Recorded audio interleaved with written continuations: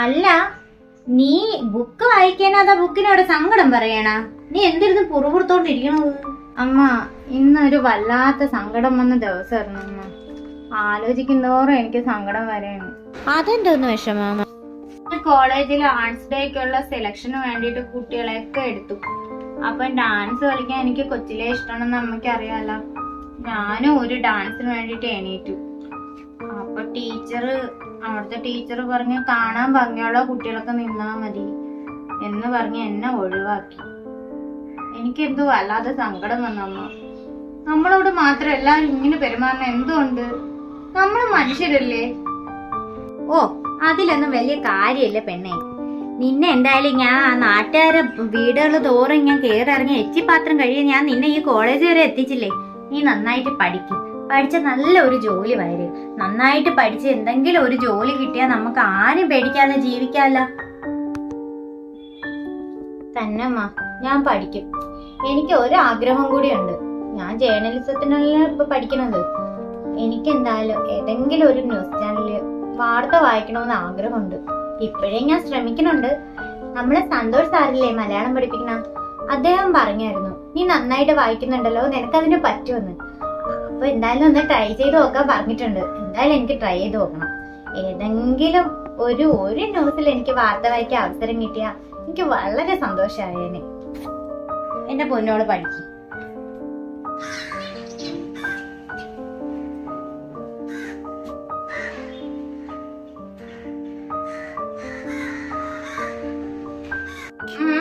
എല്ലാരും അരമണ്ഡലത്തിരിക്കുക. അരമണ്ഡലത്തില് കുറച്ചുകൂടി താണ്.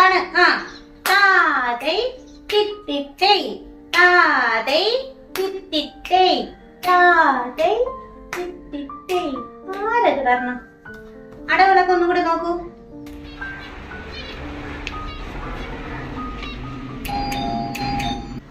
അല്ല, അവിടെ കേറാൻ പറ്റും. നീ ആര്? നീ ആ കണ്ണപ്പന്റെ തെങ്ങേറ്റക്കാരൻ കണ്ണപ്പന്റെ മോളല്ലേ മരിച്ചുപോയാ? അതെ. എന്താ ഇവിടെ? അത് ഇവിടെ സൗവർണിക ഇല്ലേ, അവളും ഞാനുമായിട്ട് എന്നും വെജിറ്റബിൾ ഒത്താണ് പോണെ. ഇന്ന് കണ്ടില്ല, അതുകൊണ്ടാണ് ഞാൻ ഇങ്ങോട്ട് വന്നത്. ഇന്ന് അവള് വരൂല, നീ പോവാൻ നോക്ക്. ഇന്ന് അവളെ ജർമ്മനിന്ന് അവളെ അമ്മാവൻ വരെയാണ്, അതുകൊണ്ട് പിക്ക് ചെയ്യാൻ പോണം. ഇയാളെ പൊയ്ക്കോ. ശരി, ഞാൻ പോകാം.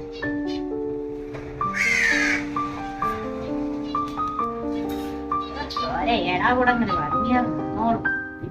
പെണ്ണിനെ പറഞ്ഞാ മതിയല്ലോ. നിങ്ങൾ കഴിച്ചോ. ഇന്ന് മൂട് പോയി. ഇന്നത്തെ ക്ലാസ് മതി, തീർന്ന്. എല്ലാരും വീട്ടിൽ പോ. എന്റെ അമ്മ, നിനക്ക് ആ കണ്ണമ്മന്റെ മോളായിട്ട് എന്താണ് ബന്ധം? മാളുവോ? അവളെന്റെ ബെസ്റ്റ് ഫ്രണ്ട് അല്ലേ, അവളെ നന്നായിട്ട് പഠിക്കുകയും ചെയ്യും. അശ്ലീലം. നിനക്ക് അറിഞ്ഞൂടെ? അവർക്ക് നമ്മളെക്കാളും കീഴ്ചേർന്നപ്പെട്ടവരാണ്. നമ്മൾ ആ കുടുംബക്കാരാണ്. അവരോട് സംസാരിക്കാറില്ല, വീണ്ടാറില്ല, ആ വീട്ടിൽ പോലും പോകാറില്ല. നീ മാത്രം എന്തിനാണ് കൂട്ടിയായിട്ട് കൂട്ടുകൂടുന്നത്? അതെ, കാക്കയെ പോലെ കറുപ്പും. കാണാനാണെങ്കിലോ ഏതോ പിച്ചക്കാരിയുടെ കൂട്ടും. ഇതൊക്കെ എങ്ങനെ നിന്റെ കൂട്ടായിട്ട്? ശിവ ശിവ, നമ്മളെ കുടുംബം മാത്രമേ ശരിച്ചു പോയതുള്ളൂ കുട്ടി. അല്ലാതെ ഇവിടെ വേറെ ഞങ്ങളുടെ പാരമ്പര്യത്തിനും ഒന്നിനും ഒരു കുറവ് വന്നിട്ടില്ല. നീ അത് മറന്നു പോകരുത്.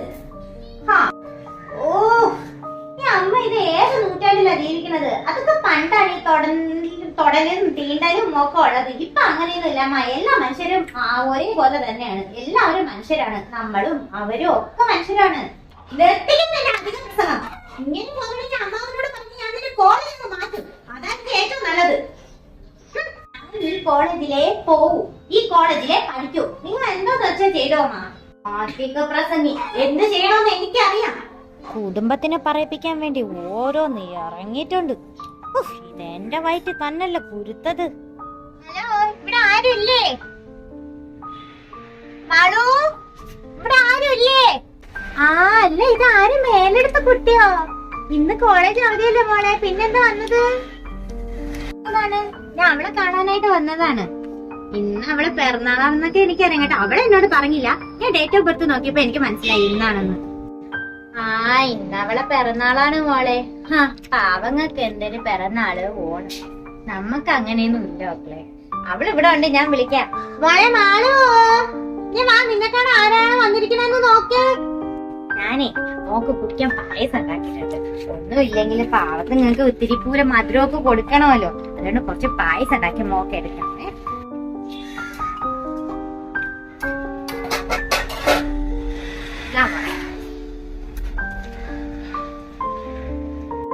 മോളെ ഇരിക്കാൻ സൗകര്യം കുറവാണ്. ഞാൻ ഇവിടെ എവിടെയെങ്കിലും ഇരുന്നോളാം. അല്ല, ഇത് ആരും സൗകര്യമേ? വാ, ഇവിടെ ഇരിക്കാനൊക്കെ സൗകര്യം കുറവാണ് കേട്ടാ. പായസമൊക്കെ കൊടുത്തില്ല അതിനു മുമ്പേ. ഇവിടെ സദ്യയൊന്നും പ്രതീക്ഷിക്കണ്ട കേട്ടാ. പായസം ഉണ്ടെങ്കിൽ ഇതാ കഴിച്ചിട്ട് പോവാം. നല്ല പായസം. എത്ര നാളായി ഇത്രയും നല്ലൊരു പായസം കുടിച്ചിട്ട്.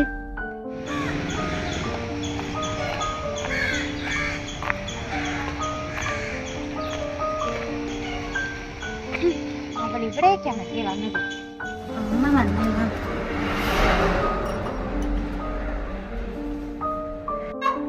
എനിക്ക് എങ്ങനെ തോന്നി ഇവിടെ വന്നിരുന്ന പായസം കുടിക്കണം അവള്.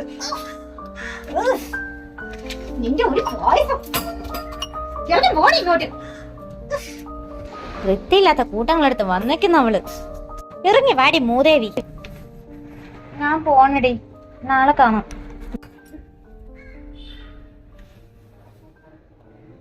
സോറിടി. അവരെന്ത് കുറ്റം ചെയ്തിട്ടാണെന്നോ തള്ള എങ്ങനെയൊക്കെ പെരുമാറും. എല്ലാരും കോര കോര പ്രസംഗിക്കും. കറുപ്പിന് ഏഴഴകാണ്, കറുപ്പാണ് നല്ല നിറം, ഒരു ജാതി, ഒരു മതം, ഒരു ദൈവം, എല്ലാം പ്രസംഗിക്കാൻ മാത്രം കൊള്ളാം. എവിടെ ചെന്നാലും നമുക്കുള്ള അനുഭവങ്ങളൊക്കെ ഇത് തന്നെ. നമ്മളെല്ലാരും എന്തോ നികൃഷ്ട ജീവികളെ പോലെയാണ് കാണുന്നത്. ഇതൊക്കെ ഇനി എന്ന് മാറുമോ എന്തോ. മോളെ വിഷമിക്കാതിരിക്കെ. അവരൊക്കെ വലിയ ആൾക്കാരല്ലേ. നമ്മൾ അവരൊക്കെ മുമ്പിൽ എവിടെ കിടക്കണം. പക്ഷെ എന്തൊക്കെ പറഞ്ഞാലും അവരൊരു പൂതനയാണെങ്കിലും ആ കൊച്ചിന്റെ മനസ്സ് നല്ലതാണ്. ഒരു പാവം കൊച്ചു. അതിന് വലുതെന്നാ ചെറുതെന്നാ അങ്ങനെയൊന്നുമില്ല. എല്ലാ മനുഷ്യരും ആ കൊച്ചിനും ഒരുപോലെ. ഇനി മോളെ സങ്കടപ്പെടണ്ട. പാവ, അതിന് നീ വെറുതെ വഴക്ക് വാങ്ങിച്ചു കൊടുക്കണ്ട. നീ അധികം കൂട്ടുകൂടാൻ നിൽക്കണ്ട ഇനി അതുമായിട്ട്. അല്ലേ ഇവിടെ എന്തൊരു ബഹളം കേട്ടത്? സരോജോ, ഇവിടെ ബഹളം ഒന്നുമില്ല. ഇവിടെ കൂടെ പഠിക്കുന്ന മറ്റേ മേലെടുത്ത കുട്ടിയില്ലേ, ആ കൊച്ചി പാവ നിന്റെ പിറന്നാളെന്ന് പറഞ്ഞ് ഒന്ന് കാണാനായിട്ട് വന്നു. ആ കാലത്തിന് അതിന്റെ തള്ള ഇതുവഴി അമ്പലത്തിൽ അങ്ങനെ പോകാം. ഇവിടെ കേറി ഇനി പറയാവൊന്നുമില്ല. അതിനെ വിളിച്ചിറക്കിക്കൊണ്ട് പോകും. ഇത്തിരി പായസം വെച്ചോണ്ടിരുന്ന കൊച്ച. അതാണ് കാര്യം. ഞാൻ എന്റെ ചെറുകുട്ടിയെ കൊണ്ടൊന്ന് ഡാൻസ് പഠിക്കുമെന്ന് അറിയാൻ വേണ്ടിട്ട് അവിടെ വന്ന് ചെന്നു. എന്റെ ചെറുകുട്ടിയാണെങ്കിൽ എന്റെ മരുമോളെ നിറവാണ്. ഇച്ചിരി നിറക്കുറവുണ്ട്. ഇച്ചിരി കറുപ്പാണ്. അപ്പൊ ഞാൻ കൊച്ചിന് അതിന് വല്ല അറിയോ, അതിന് ഇത്തിരി ഡാൻസ് കളിക്കണമെന്ന് വെച്ചാൽ ഞാൻ കൊണ്ടുവന്നാക്കി. അപ്പോഴേ പെണ്ണുപിള്ള പറയണ്, ഈ നിറമുള്ള പിള്ളേരെ ഞാൻ പഠിപ്പിക്കൂല, അത് എന്റെ ക്ലാസ് ഡാൻസിനെ ബാധിക്കും. അപ്പോഴേ ഞാൻ അവിടെ നിന്നിറങ്ങി. പിന്നെ പഠിപ്പിക്കാനായിട്ട് നിന്നില്ല. അഹങ്കാരം പിടിച്ച ഒരു പെണ്ണുപിള്ളേനത്. അവര് പിന്നെ ഇങ്ങനെ പെരുമാറിയില്ലെങ്കിലേ ഉള്ളു അത്ഭുതം. ഒരണക്കിന് നന്നായി. ഇവരെ പോലുള്ള ഒരു കുട്ടികളെ ഡാൻസ് പഠിപ്പിച്ചാലേ ആ കൊച്ചുങ്ങളും കൂടി ചീത്തയായി പോവും. ഇവരെ പോലുള്ള 1000 രാഗിണിമാര് ഈ നാട്ടിലുണ്ട്. അതില് ഒരു പീസ് മാത്രമാണ് ഇത്.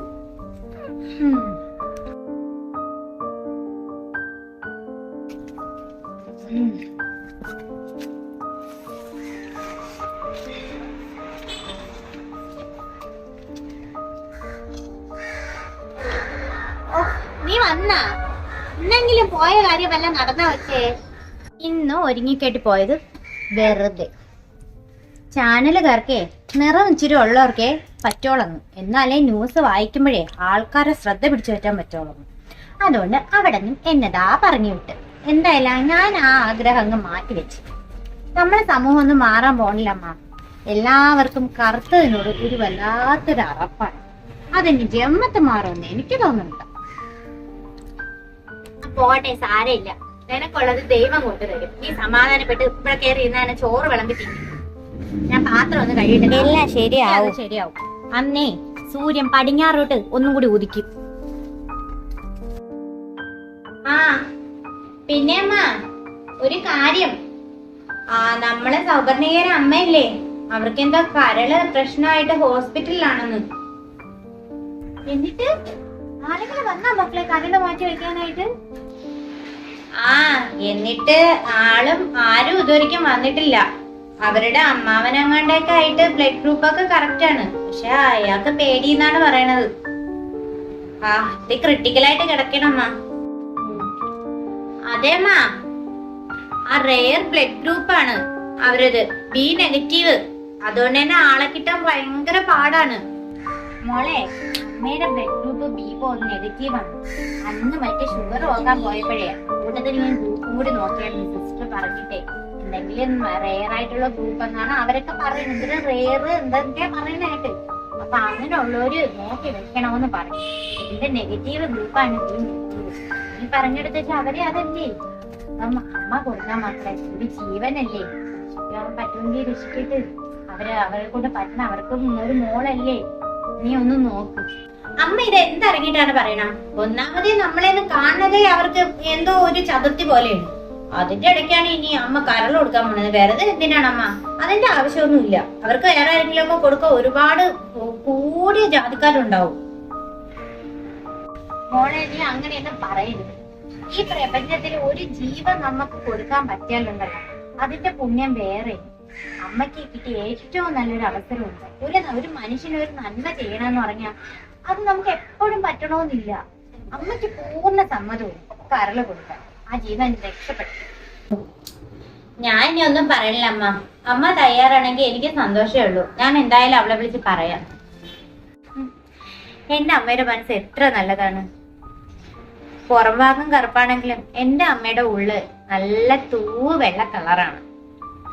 ഇവിടെ ഓരോരുത്തരുടെ തൊലിയൊക്കെ നല്ല വെളുപ്പാണെങ്കിലും കാണാൻ ഭയങ്കര ഭംഗിയാണെങ്കിലും അവരുടെ ഹൃദയത്തിൽ നിറച്ചും അഴുക്കും കറുപ്പും ഒക്കെ. കറുപ്പിനെ പുച്ഛിക്കുന്നവരാണ്. അമ്മ, ഇന്നത്തെ സാമ്പാറില്ലേ നല്ല സൂപ്പർ ആയിരുന്നു കേട്ടാ. ഓ മതി സൂചിപ്പിച്ചത്.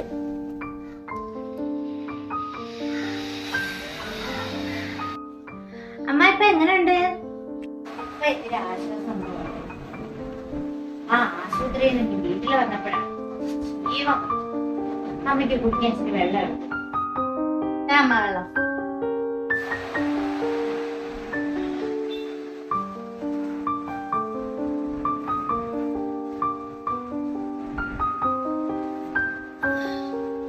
എന്റെ ജീവൻ രക്ഷിച്ച് എനിക്ക് കരള് തന്ന അത് ആരാണ്? ഇതുവരെയ്ക്ക് ആരും ആ വ്യക്തിയുടെ പേര് എന്നോട് പറഞ്ഞില്ലല്ലോ. അവരിവിടെ വന്നിട്ടുണ്ടോ? ഞാൻ വിളിക്കട്ടെ?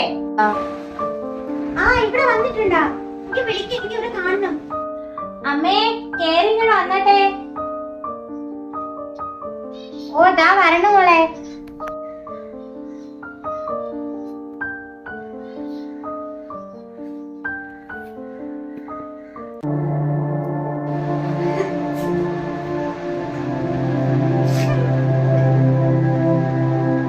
എന്റെ മനസ്സ് എന്തുമാത്രം ദുഷിച്ചതായിരുന്നു. ഞാനിപ്പോഴാണ് എല്ലാം തിരിച്ചറിയുന്നത്. നിങ്ങളെ സങ്കടപ്പെടണ്ട. ഞാൻ എന്റെ ഒരു കടമ ചെയ്തേ ഉള്ളൂ. നമ്മളെല്ലാരും മനുഷ്യരല്ലേ. അമ്മ ഇനി കരയൊന്നും വേണ്ട. എവരാണ് അമ്മയ്ക്ക് കരള് തന്നത്? അമ്മയുടെ ആങ്ങളയല്ലേ അങ്ങ് ജർമ്മനിയിലുള്ള അമ്മാവൻ. അദ്ദേഹം വരെ കരള് തരാൻ വിസമ്മതിച്ചു പേടിച്ചിട്ട്.